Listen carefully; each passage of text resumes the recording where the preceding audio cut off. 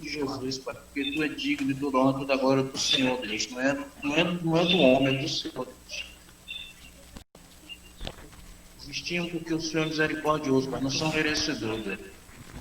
Mas assim, Pai, eu te peço pela palavra que será pregada agora neste momento.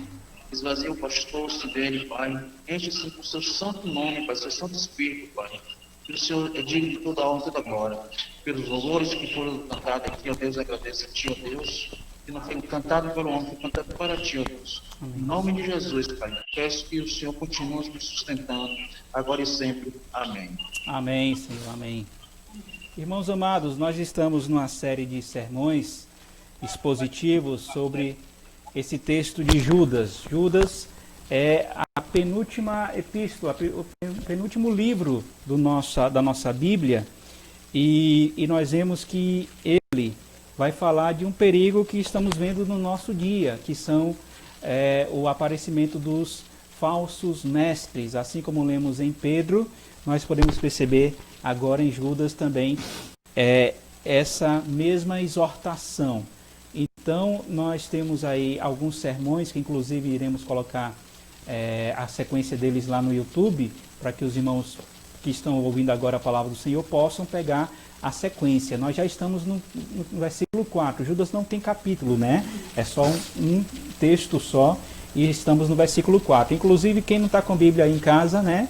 Eu coloquei aqui o versículo já para nós lermos. Então, eu peço que os irmãos acompanhem a leitura que farei do texto da palavra do Senhor. Hoje temos também algumas figuras, inclusive eu quero ver se dá para colocar um pequeno vídeo que vai ilustrar algo muito interessante que iremos ver nessa tarde. Judas, versículo 4, diz assim a palavra do Senhor: Pois certos indivíduos se introduziram com dissimulação, os quais desde muito foram antecipadamente pronunciados para esta condenação, homens iníquos que transformam em libertinagem a graça de nosso Deus e negam o nosso único soberano e Senhor Jesus Cristo.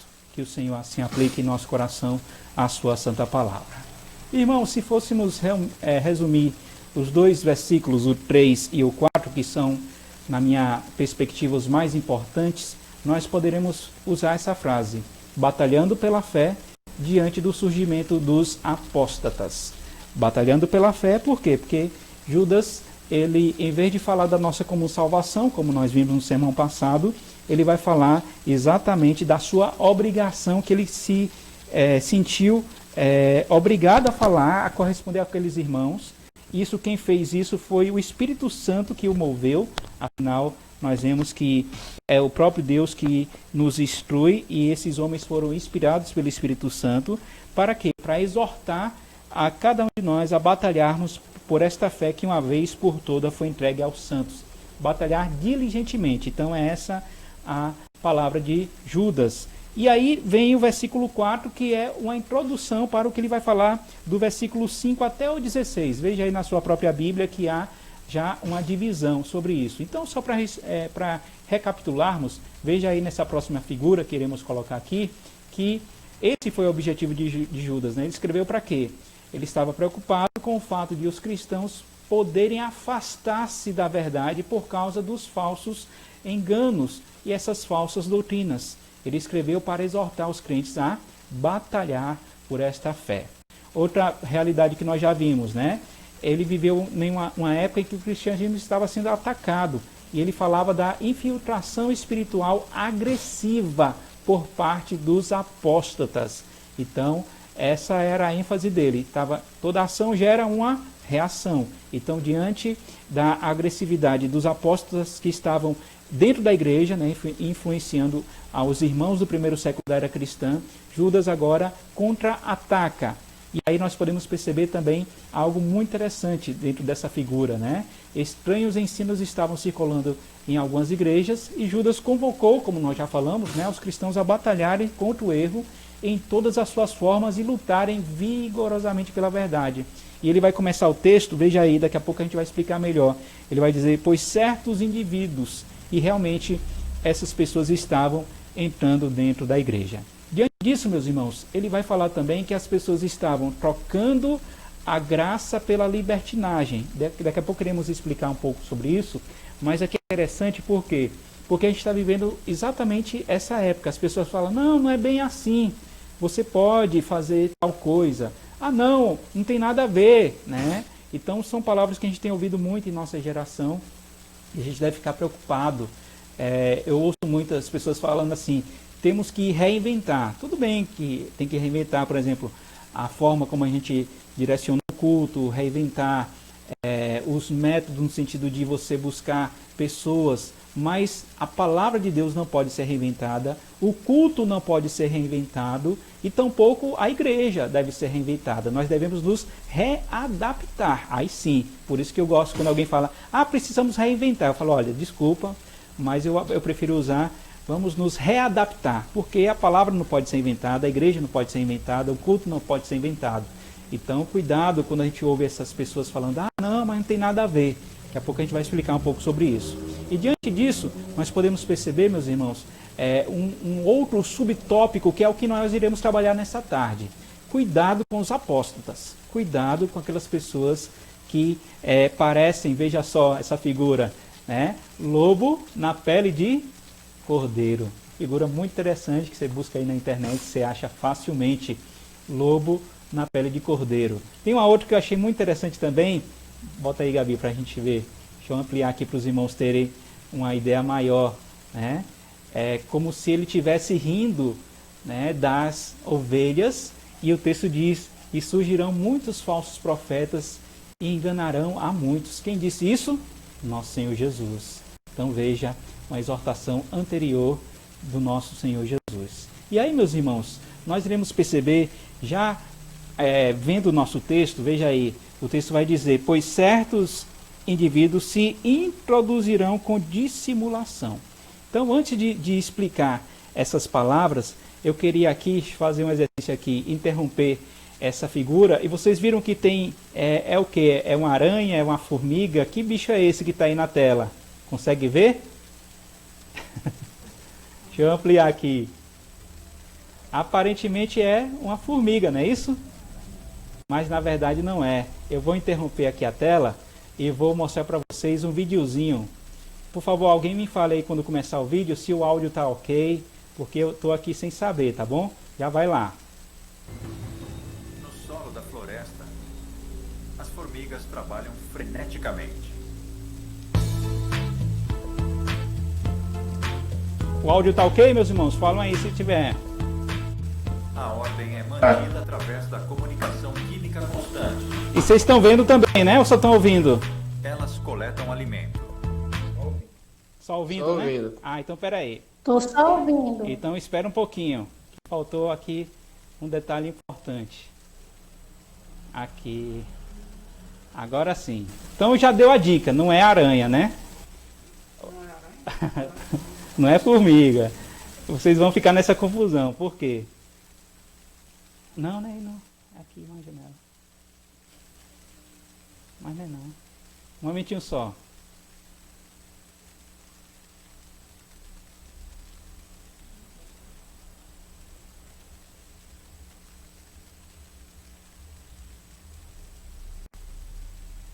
Apertar a tecla aqui errada e vai aparecer.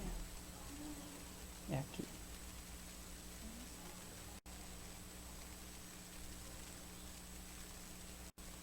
Agora vai. Um momentinho só que vocês vão entrar aqui no Discovery Channel e vão ver uma reportagem muito interessante sobre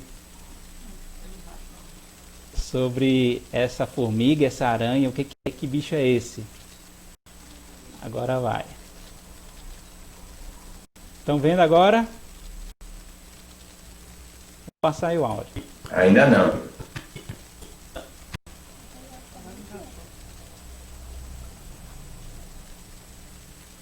Se o áudio ficar ruim, meus irmãos, eu boto depois, eu mando para vocês particularmente.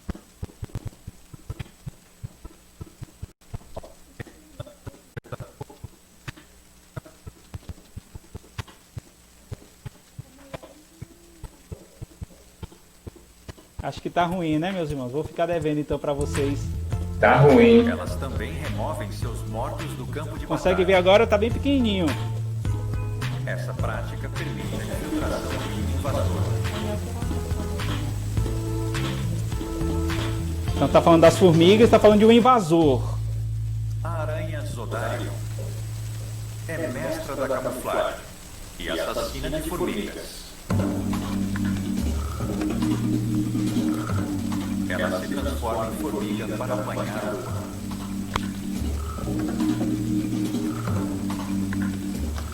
Primeiro, ela se infiltra entre as tropas. Astuta. Se for apanhada, as formigas vão matá-la. Se acharem que é uma aranha. Caminhando em 6 patas ao invés de 8, ela finge que as patas dianteiras são antenas, imitando suas presas.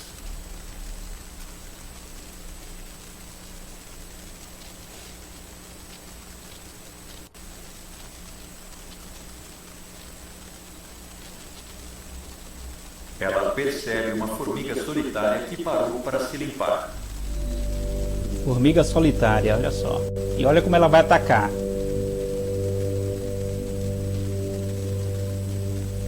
A aranha ataca por trás.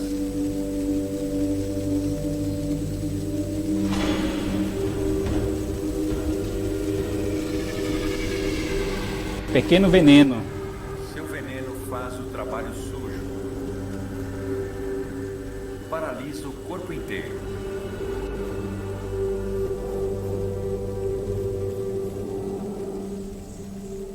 E agora, como sair daqui viva com sua presa? Lembra que ela está no meio das formigas.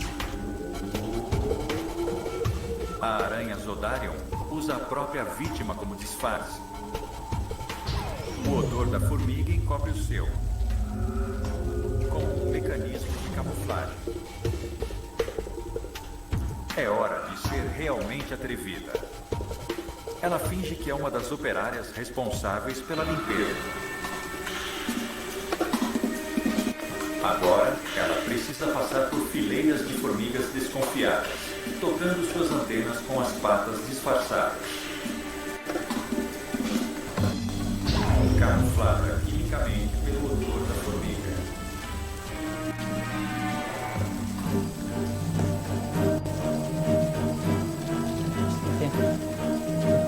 Interrompe. Volta pro... Se ela perder a calma ou derrubar a presa, ficará exposta.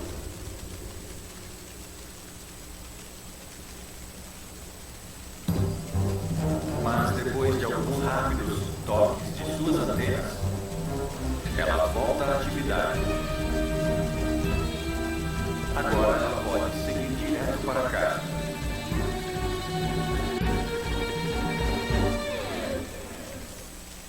A uma distância segura, ela suga todo o líquido até não sobrar nada além de uma casca vazia.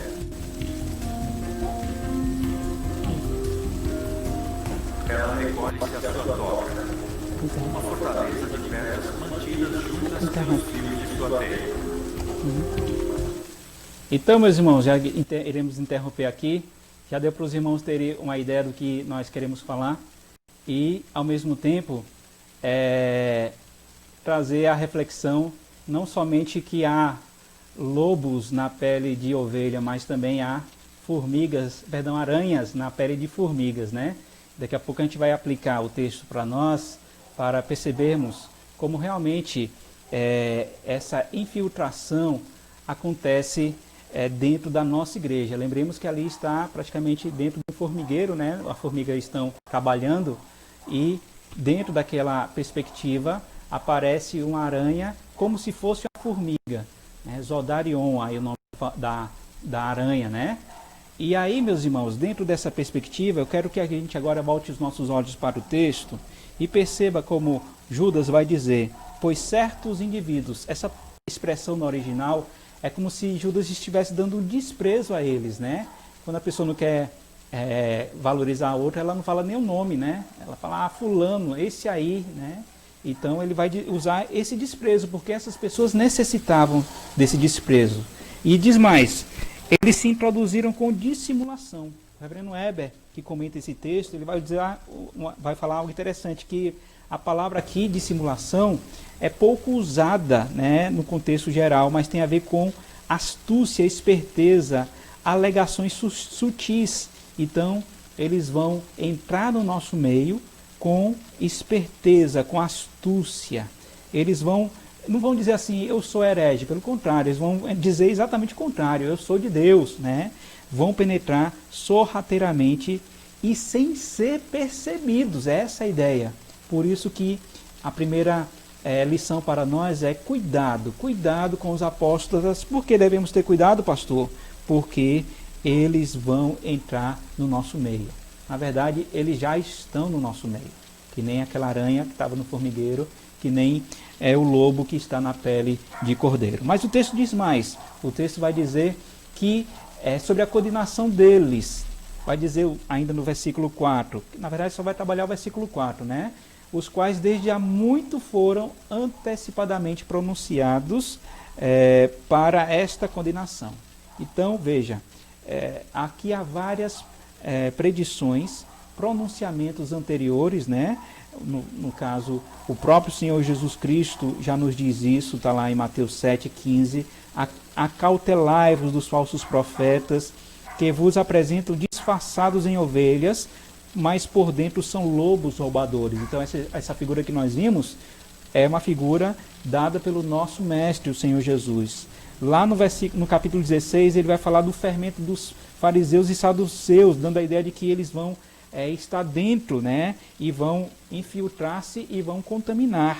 Lá no capítulo 24, versículo 11, o próprio Senhor Jesus diz, levantar-se-ão muitos falsos profetas e enganarão a muitos. Então, só para a gente fazer um parênteses aqui, tem muita gente falando, a pandemia é um sinal dos tempos, que Jesus vai voltar, então tem que se preparar. Claro que nós concordamos com isso. Mas antes, o Senhor Jesus vai dizer que vão surgir falsos mestres. Então, nós já estamos vivendo esse período. A pandemia é isso, está tendo terremotos, né? Até aqui na Bahia, fiquei sabendo, está tendo pai contra filho, filha contra pai, irmão contra irmão, várias catástrofes mundiais, e isso são prenúncios. Só que nós sabemos, meus irmãos, que o fato de Jesus nos alertar sobre os falsos mestres é porque realmente, já antes do primeiro século, né, dentre os profetas, nós vemos eles falando contra os falsos profetas. Na época de Jesus, o apóstolo Paulo ele vai exortar várias vezes, quando ele vai deixar a igreja de Éfeso, está lá em Atos 20, quem gosta de ler a Bíblia, né, sabe do que eu estou dizendo, ele vai falar, olha, vão surgir esses mestres e vão surgir no meio de vocês, esses falsos mestres. O apóstolo Pedro, como nós vimos, inclusive só para deixar claro, a gente vai trabalhar muito o capítulo 2 da segunda epístola de Pedro, porque é um texto coparalelo. Inclusive alguns teólogos dizem que Judas, ao escrever essa sua epístola, ele fez uso da segunda epístola de Pedro. No decorrer das exposições, os irmãos vão perceber que realmente há razão nisso. Então veja, em primeiro lugar, ter cuidado dos apóstatas, desses falsos mestres, por quê?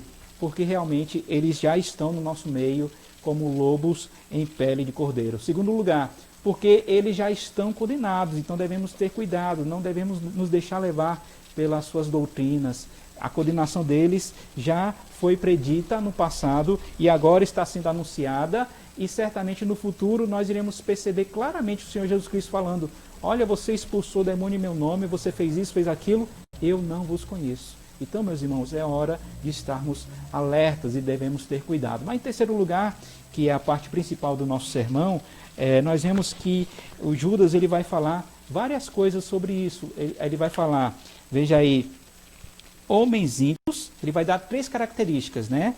Homens ímpios, veja aí na tua Bíblia. Segundo lugar, que transformam em libertinagem a graça de nosso Deus. E terceiro lugar, negam o nosso único e soberano Senhor Jesus Cristo. Então aqui ele vai falar de 3 descrições ou características desses falsos mestres. Perceba, eles são ímpios. Eu me lembro aqui, meus irmãos, na época de seminário, que nós gostávamos de falar com o outro, você é um pecador, né? Ah, você é um incircunciso fariseu, que nem os meninos brincam aí. Ah, você é um fariseu, não é isso? Esse tipo de brincadeira é sadia, porque você sabe que ali há um espírito, né, de mostrar que você também é pecador. Agora, uma vez, um colega chamou o outro de ímpio. Você é um ímpio. Aí o professor teve que puxar a orelha de todo mundo. Falou, em primeiro lugar, gente, vamos parar com essas brincadeiras, porque pode ser que alguém leve a sério, né? Então não faça isso. Mas em segundo lugar, mais importante ainda, não chame o outro de ímpio. O ímpio é a pessoa que é totalmente diferente do justo. O ímpio não tem salvação, é essa a ideia, já está condenado. Né? Então por isso que quando a gente leu o Salmo 1, nós vimos claramente a distinção entre o justo e o ímpio. O que a gente vê hoje é muita gente que é ímpia e quer as bênçãos do justo. E ali vai deixar claramente que o justo, ele não se assenta, não se detém, não caminha, né? Pelo contrário, o seu prazer está o quê? Quase 4 horas da tarde, está meditando na lei do Senhor, né? 10 para as 4, e a gente está aqui ouvindo a palavra do Senhor. O seu prazer está na lei do Senhor. Como disse Cassinha, eu vou para o culto, né, minha irmã? Ou seja, a gente tem a alegria de estar na presença do Senhor. Então, o justo é assim, não é só um momentinho. A gente vive nessa prática. E o ímpio é assim, não é só um momentinho, ele vive sempre na prática da impiedade. Por isso que o ímpio não tem salvação. Em segundo lugar, o texto vai dizer, no final ainda desse versículo 4, que eles pervertem a graça divina em libertinagem. E aí, meus irmãos, eu não quero gastar muito tempo aqui, mas se você vai lá em Romanos 6, o apóstolo Paulo ele vai falar exatamente desse dilema. Tem gente que fala assim, ah, Deus é bom, então Deus derrama a sua graça. Então eu vou pecar mais, para que Deus derrame mais dessa graça em mim. Aí Paulo vai dizer de modo nenhum. Depois você veja lá o versículo 1, versículo 15, e ele vai dizer claramente que a gente deve viver uma vida de santidade. Por isso que muitas pessoas fazem isso. Veja aí naquela figurinha que está aí, né? Está a graça em letra branca com fundo vermelho, e eles colocam a libertinagem acima da graça. Isso no primeiro século da era cristã, e hoje, meus irmãos, muito mais temos visto esses libertinos, essas pessoas que se acham espirituais e acabam falando, ah, eu sou melhor, eu faço isso, a minha igreja tem isso, né, tem aquilo. E na verdade eles estão colocando coisas que não estão na palavra, estão exatamente como diz o texto, né, transformando. Não é que a graça vai ser transformada, a graça é graça de Deus, é favor imerecido do Senhor, mas eles querem camuflar essa roupagem de piedade e vai mostrar uma coisa que não está na palavra do Senhor. João Calvino, comentando esse texto, ele diz assim, eles abusavam da graça de Deus, inclusive vai citar o texto de Tito. Essas pessoas abusavam da graça de Deus, assim levando a si mesmos e aos outros a tomarem uma liberdade impura e profana no pecado. Mas a graça de Deus, como está lá em Tito 3, né, se manifestou com um propósito muito diferente, ou seja, que negando a impiedade e os prazeres mundanos, vivamos sóbria, justa e piedosamente nesse mundo. Saibamos então que nada é mais pestilento do que homens desta sorte, que da graça de Cristo tomam uma capa para se indultarem na lascívia. Indultarem é a ideia de suavizar o castigo, de se desculpar, mostrando assim a sua lascívia. Então veja, nós estamos realmente vivendo esse período. Gente que fala assim, a homossexualidade não tem nada. Ontem mesmo, né, quem participou da palestra, o pastor Humberto falou conosco de uma visão que a gente defende. Divórcio, né? Logicamente que há alguns motivos que são mais próprios para o divórcio, o próprio adultério em si. Mas tem gente que fala assim, não, vamos dar um jeitinho. Meus irmãos, biblicamente falando, não temos como dar um jeitinho. Temos que cumprir a palavra do Senhor. Por isso que não há como transformar esta graça em libertinagem. Mas caminhando para o final, veja, eles não confessam ao Senhor. Pelo contrário, eles negam ao Senhor. Então, diz o texto, eles negam ao nosso único soberano Senhor, Jesus Cristo. Então, veja, o caráter desses homens, impiedade, pervertores da graça divina, que a graça divina, ela continua graça, né? Uma conduta de quê? De libertinagem. Negadores de Jesus, são o quê? Pessoas que não confessam. Essa semana nós tivemos uma palestra sobre a confessionalidade, como é importante nós batalharmos por esta fé. Não somente crer, mas batalharmos por esta fé. Por isso, meus irmãos, essa última parte do versículo 4, nós vemos 4 ensinos também sobre nós. Veja aí o texto que vai falar disso, né? Primeiro, eles negam o governo do soberano Senhor. Lembra que nós cantamos o cântico que fala da soberania do nosso Deus? E realmente essa palavra soberano significa aquele que está acima de nós, que tem um poder absoluto. É o que nós cantamos, né? Tudo que existe acontece, tu sabes muito bem, tu és tremendo. Então, essas pessoas negam esse Deus que é tremendo, esse Deus que é soberano, esse Deus que é absoluto. Também eles negam o senhorio de Cristo, que parece que é um sinônimo, mas a palavra Kyrios, aqui, Senhor, em grego, significa um título de honra. Deus o fez Senhor e Cristo, é como Pedro vai dizer depois do seu sermão lá em Atos 2. Então esse tem honra sobre tudo e todos, que está acima de todos, que tem autoridade, hierarquicamente ele é Senhor. Então eles negam o senhorio de Cristo.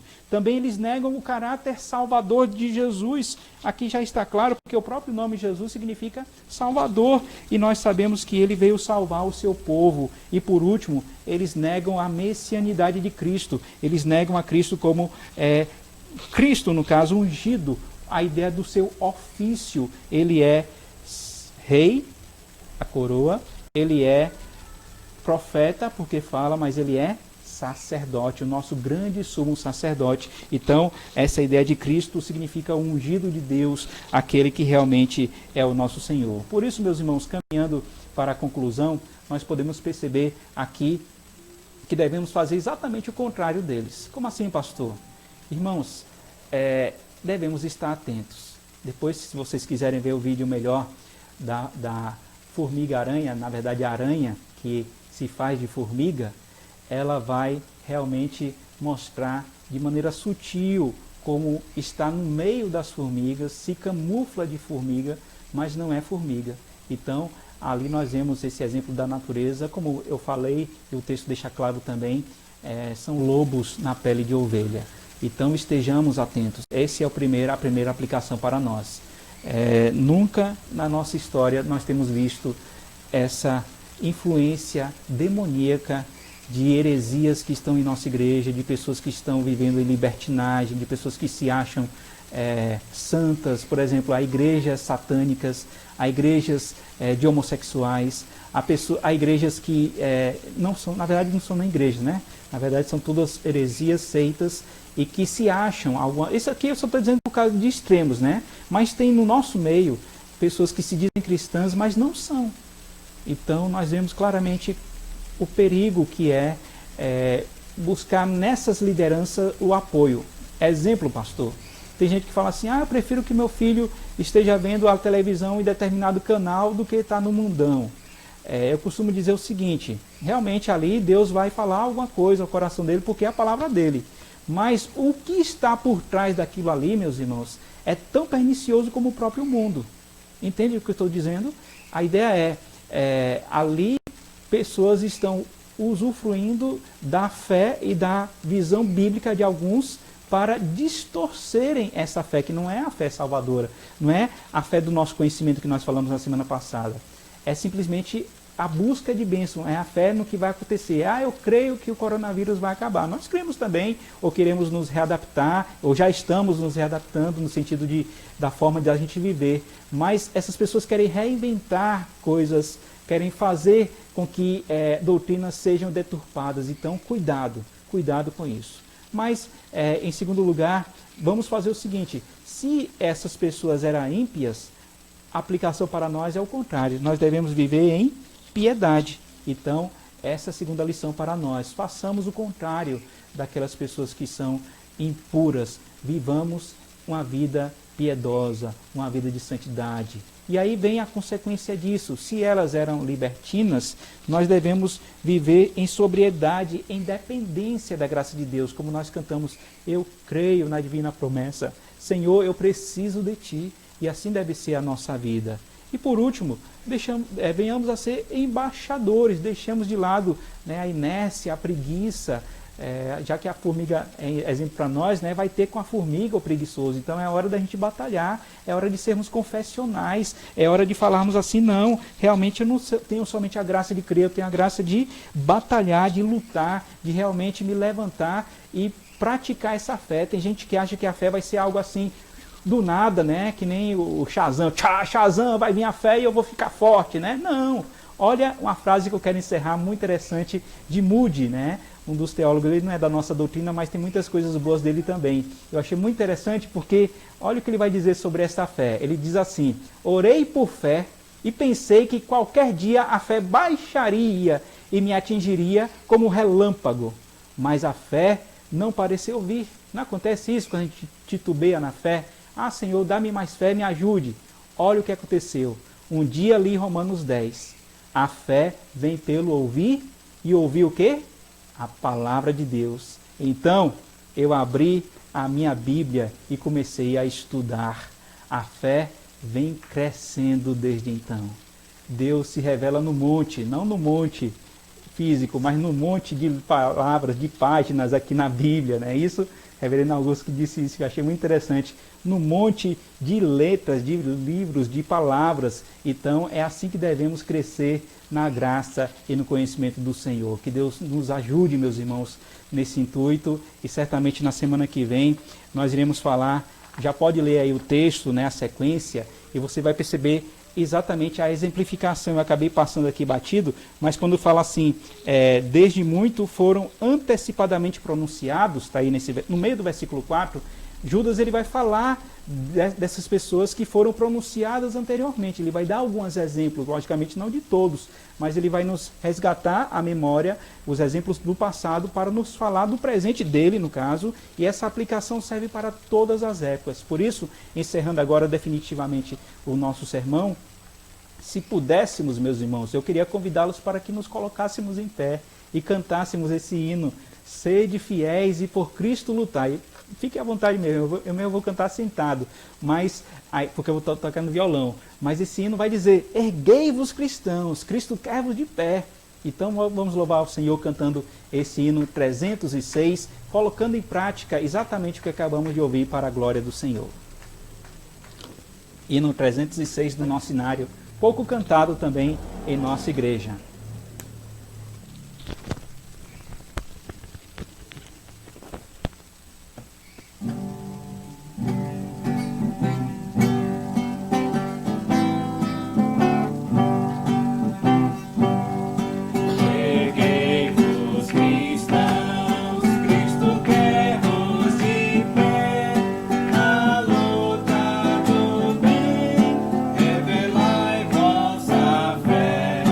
Se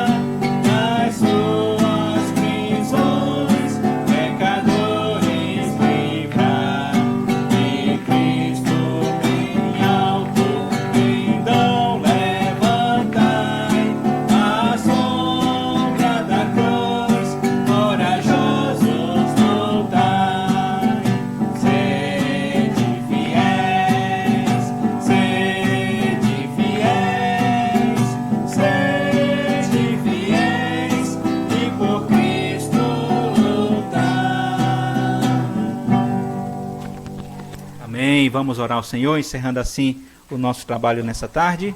Oremos.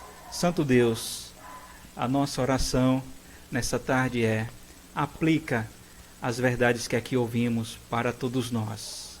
A começar em mim, ó Deus, que venhamos deixar a inércia, deixar a preguiça e venhamos a batalhar por esta fé que uma vez por todas foi dada aos santos, ó Pai. Muito obrigado porque a Tua palavra nos exorta de tal maneira a vivermos assim, a levantar, ó Deus, a trabalhar, a sermos fiéis, a lutarmos, porque, ó Deus, como nós temos ouvido e bem sabemos, que nós não temos somente a graça de crer no Senhor, mas também a de padecer pelo Senhor. Afinal, o autor e consumador da nossa fé, o nosso mestre, aquele que é soberano sobre tudo e todos, ele lutou, ele batalhou, ele venceu a morte, venceu a cruz, ele ressuscitou dentre os mortos, ele está sentado à tua direita, ó Pai, e ele voltará, e nós cremos nisso, nós cremos no Senhor, cremos no teu Santo Espírito, cremos, ó Deus, que realmente agora, nessa pandemia, é hora de buscarmos a motivação do alto em meio a tantos problemas que estamos passando. Nós clamamos, Senhor, dá-nos forças nesse mundo de amargor e ajuda-nos a sermos fiéis e a lutarmos, ó Deus, olhando tão somente para Jesus, o autor e consumador da nossa fé.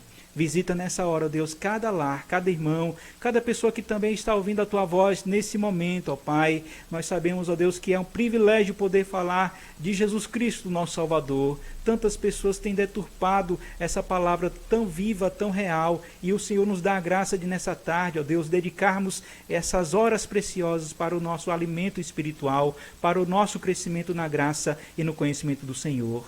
Também clamamos nessa hora, mais uma vez, pelos nossos presbíteros, em especial nosso irmão presbítero Paulo, que o Senhor continue a usá-lo, capacitando cada vez mais no teu serviço, abençoando, Deus, também cada família aqui representada, em especial o nosso irmão Zé Lopes, ó Pai, que o Senhor continue a abençoá-lo, os nossos irmãos que nos visitam, ó Deus, de outras igrejas também, abençoe a cada um, cada família aqui representada, que o Senhor nos dê um dia na tua presença, uma tarde, uma noite de comunhão com o Senhor. Afinal, esse dia é do Senhor e nós queremos viver como justos, ó Deus, que realmente tem prazer na lei do Senhor e na lei do Senhor medita de dia e de noite. É essa nossa oração que fazemos em nome do teu Filho Jesus.